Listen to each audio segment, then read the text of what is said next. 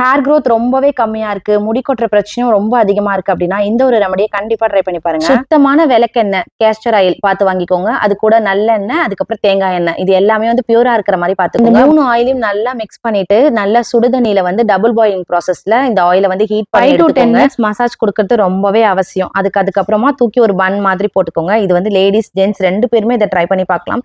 சூப்பரா இருக்கும். நான் வந்து இதை நிறைய டைம் எக்ஸ்பீரியன்ஸ் பண்ணியிருக்கேன். இந்த எண்ணெய் வந்து ரொம்பவே குளிர்ச்சி, அதாவது கேஸ்டர் ஆயில் வந்து பயங்கர குளிர்ச்சி. அதனால ரொம்ப கூலிங்கா இருக்கிறவங்க வந்து ட்ரை பண்ண வேண்டாம். அப்படியே ட்ரை பண்ணீங்கனாலும் ஒரு 10 மினிட்ஸ் மட்டும் மசாஜ் கொடுத்துட்டு அப்படியே போய் குளிச்சிடுங்க. எனக்கு வந்து இது செட் ஆகாது. அதனால நான் வந்து இதை சம்மர் டைம்ல தான் ட்ரை பண்ணுவேன். உங்களுக்கு வந்து ஹேர் ஃபால்லாம் எக்கச்சக்கமா இருக்கும் அண்ட் பாடி வந்து உங்களுக்கு ஹீட் பாடினா கண்டிப்பா இந்த ஒரு ஆயில் வந்து உங்களுக்கு சூப்பராகவே ஒர்க் அவுட் ஆகும். கண்டிப்பா ட்ரை பண்ணி பாருங்க. ஒரு 10 மினிட்ஸ் நல்லா ஸ்கேல்ப்ல மசாஜ் கொடுத்துட்டு ஹாஃப் அன் ஹவருக்கு அப்புறம் போய் மைல்டு ஷாம்பு போட்டு ஹேர் வாஷ் பண்ணிடுங்க.